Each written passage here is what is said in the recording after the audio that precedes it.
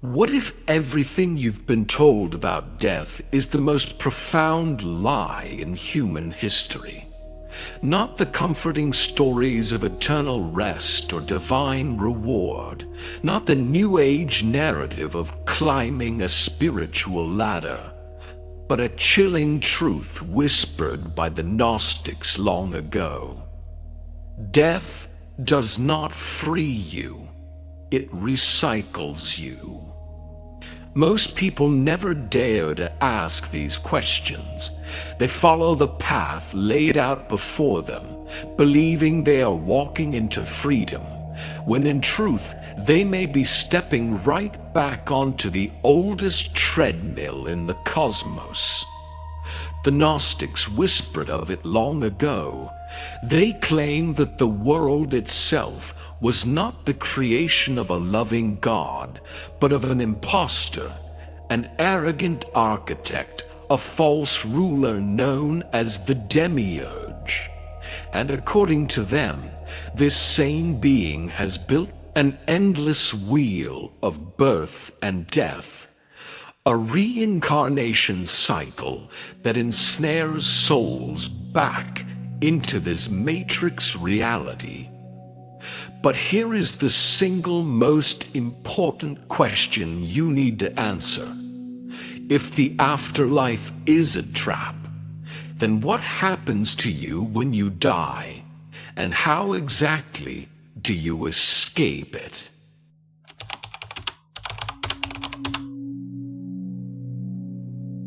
This is not the kind of knowledge you'll find in a Sunday sermon or a brightly packaged self-help book.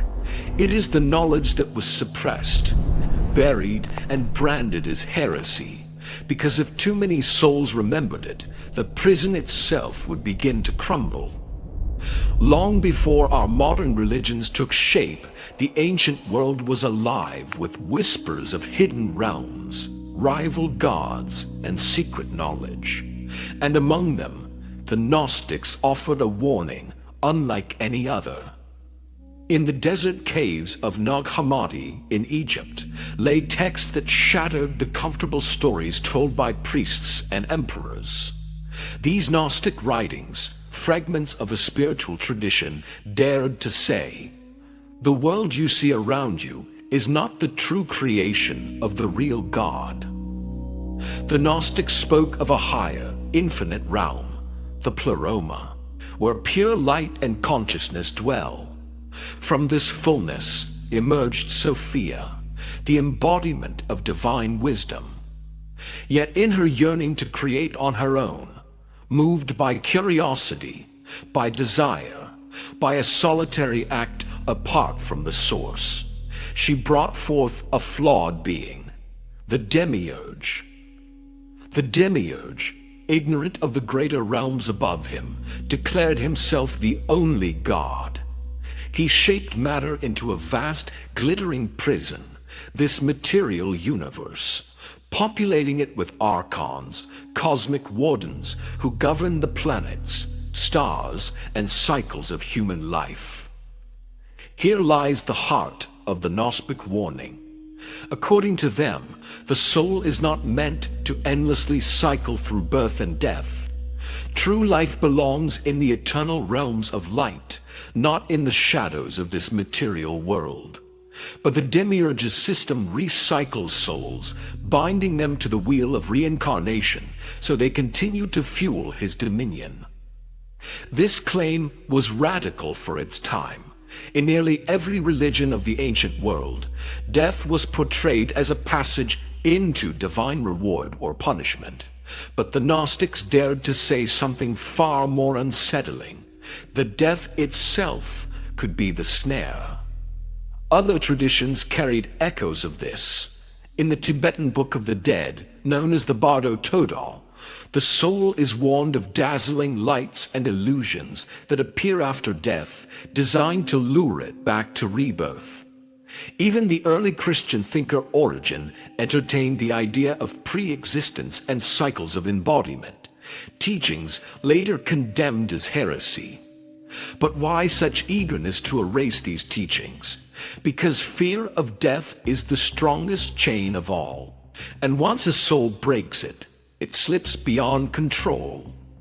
A soul convinced it must return again and again to learn lessons is a soul unlikely to rebel.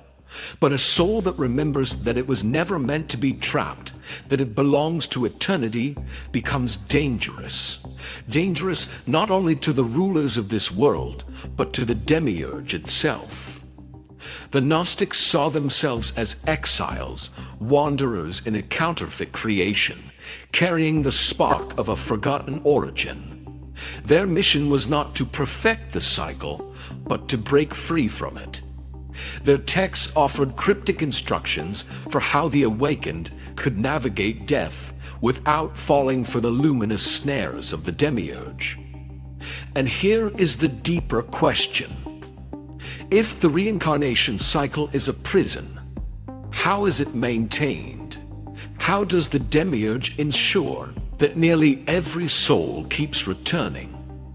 The answer may expose not only the hidden motives of ancient religion, but even the illusions woven into today's New Age movement.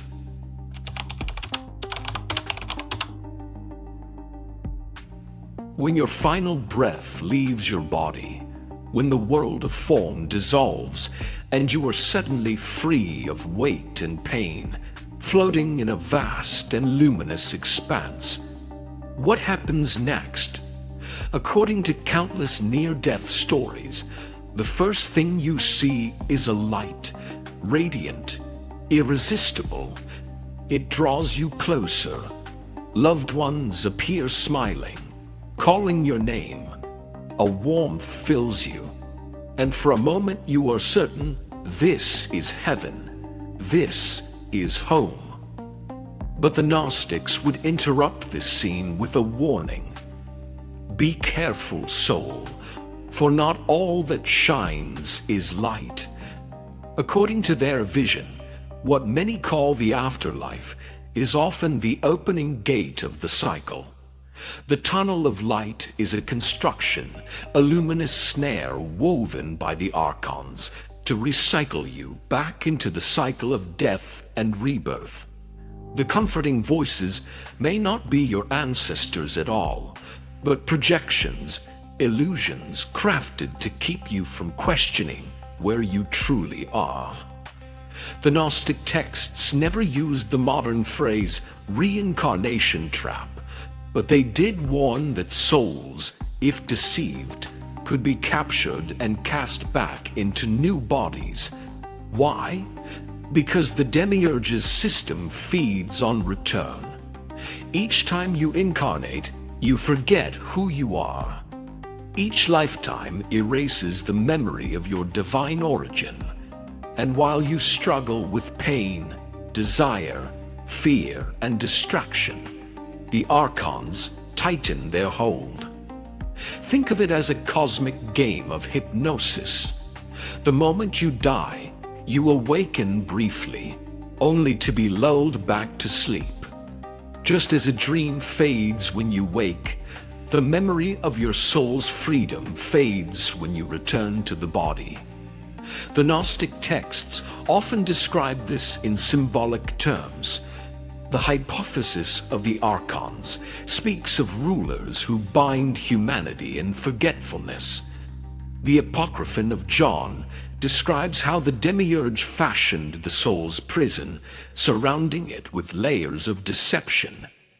The Pistis Sophia hints at the perilous journey of the soul through realms of judgment and false lights. But why does the light appear so irresistible? Why do souls return so willingly? Here lies the genius of the illusion. It appeals to your deepest longing, the longing to be safe, to be loved, to belong and be reunited with Source. What better bait than the faces of those you cherished in life? What stronger tether than the promise of reunion? But the Gnostics urged vigilance. They believed that beyond the false light lies a greater radiance, the true light of the pleroma, which cannot be faked. In their cosmology, That radiance belonged to the eons, divine emanations of the source, streams of living light flowing from the pleroma.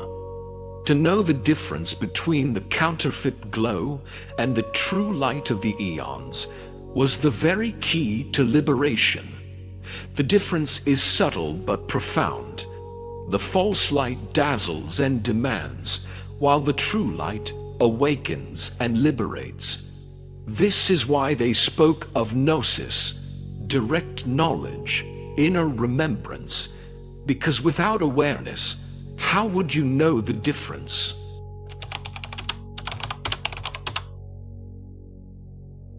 If the first part of the illusion is seduction, the dazzling light, the false reunion, then the second part is entanglement.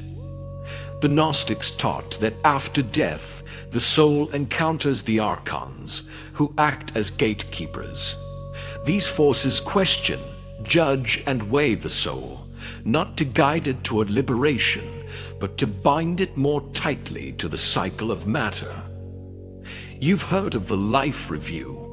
Countless NDE accounts describe being shown their deeds, feeling their emotions replayed, and being told that they must learn more lessons. But here is the hidden core of the Gnostic warning. Who was conducting this review? The Gnostics would say this judgment does not come from the true source, but from the counterfeit rulers of this world. Judgment, even when it feels like it comes from the soul itself, is still part of the illusion. By convincing the soul that it has failed, that it must return to correct its mistakes, the Archons ensure the cycle of reincarnation never ends. Perhaps the real hell isn't fire and torment at all. Perhaps the true hell is returning to earth again and again, reliving life without ever truly ascending. Think of it as a cosmic courtroom, where the judge, jury, and prosecutor are all part of the same system. You are convinced of your guilt, sentenced to return, and told it is for your growth, when in truth, it is for their dominion. And what about karma? In the Gnostic perspective, karma is not divine justice, but programming, a set of cords and weights that pull the soul back into density. Each action creates echoes, yes, but the system is designed to entangle you in those echoes, to keep you orbiting the same loops. It appears as a school, but in truth, it is a cage. This is the radical departure from other traditions. Hinduism and Buddhism teach that reincarnation is a path of learning, ultimately leading to liberation. But the Gnostics flipped the script. Reincarnation itself is the problem. Liberation comes not by playing the game well, but by refusing to play it altogether. This is why they spoke of remembering secret words, hidden names, and divine seals, mystical passwords that allowed the awakened soul to bypass the Archons. The first apocalypse of James describes how the soul, upon meeting these rulers, must not cower, but declare its origin in the realms of light. Only then can it ascend beyond their grasp. The paradox is this: the cycle is maintained through ignorance, but the key is remembrance. The more you identify with the roles you've played, this body, this personality, this history, the easier it is to be recycled. But when you recall that your essence comes from beyond the stars, beyond the Demiurge's domain, the illusion begins to falter and dissolve altogether. How many times have you felt déjà vu, as if you've lived this life before? How many times have you sensed that the world itself is scripted, looping, staged? Perhaps those are not just quirks of memory, or what people call glitches in the matrix, but ripples of the cycle, echoes of the trap itself. The question is not only what the trap is, but how to build the ultimate escape route.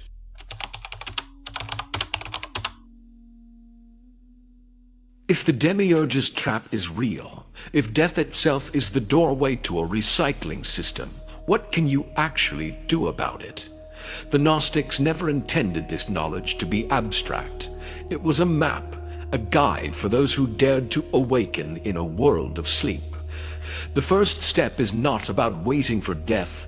It's about remembering who you are beyond this body, beyond this story, beyond the roles I play. Each time you peel back a layer, the hold loosens. The Demiurge can only bind what identifies with form. It can only ensnare the self that vibrates at its frequency, the self that clings to labels, fears, and unfinished desires. This is why the Gnostics spoke of cultivating Gnosis, direct inner knowing, meditation, prayer, deep contemplation, even moments of silent awareness, watching your own thoughts. These were not empty rituals. They were training grounds, rehearsals for the soul. When you learn to hold presence in the now, you are less likely to be deceived by the dazzling illusions later. Here is a practice. The next time you close your eyes, imagine the tunnel of light before you. Feel its pull. Hear the voices calling. Then ask, is this true light or a projection? Practice discerning. Feel the difference between something that dazzles and demands and something that awakens and liberates. This inner rehearsal plants seeds of remembrance that may bloom when the moment comes. The Gnostics also whispered about passwords and seals, symbols of inner authority. You may not need literal secret words, but you do need recognition. Recognition that you are a child of the infinite source, not a subject of the Demiurge. Recognition that you belong to the pleroma, not the prison. That recognition, held firmly, is itself a key. So live as if you are already beyond the trap. Detach from cycles of fear, from endless seeking of external validation. Practice this by releasing earthly attachments, by letting illusions dissolve, by remembering that your essence cannot be harmed. When you begin to live this way, life itself changes. You stop fearing death because you recognize it as just another mask. You stop clinging to reincarnation as a path of growth and begin tasting freedom, even here. The Gnostic path is not about escaping the world through despair, but about seeing through the world with clarity. Every moment of awareness is a crack in the cage. Every act of remembrance is a step beyond the wheel. So, hold this question close. Would I recognize the false light? Would I walk into it? Or would I look beyond it? Don't answer it once and forget it. Carry it with you. Let it shape how you live, how you see, how you choose. Because the training ground for liberation is not tomorrow. It is the present moment. Even as you watch this video. If this message resonated with you and you feel called to go deeper into these mysteries, the simplest way to stay connected is to support this work. Subscribe to the channel, turn on notifications, and share this video with someone you feel is ready to hear it. Every like, comment, and share helps these teachings reach another soul who may be silently searching for them. For centuries, we've been told that death leads either to heaven or hell, but the Gnostics revealed a more liberating truth. Both are illusions designed to lure the soul back into the cycle. We've traced their ancient teachings, explored the illusion itself, the false light, the cosmic judgment, the endless wheel of karma. And we've uncovered how awareness, remembrance, and inner gnosis become the keys to freedom. But as the Gnostics remind us, no one can walk this path for you. No priest, no guru, no system of belief will break the cycle. The only thing that can pierce the veil is your own awakened recognition. The question is not what happens after death. It is, who will you be when it arrives? Will you follow the comforting voices without question, or will you pause and remember? Will you step into the light of the illusion, or turn toward the higher radiance beyond it? Perhaps the way you live, the choices you make, and the awareness you cultivate each day all play a crucial part in whether your soul will be deceived by the false light. Because the soul that remembers cannot be trapped. The soul that awakens cannot be deceived. And perhaps that's the greatest secret of all. The prison has never been stronger than your own attention. The moment you turn it inward, the walls begin to crumble.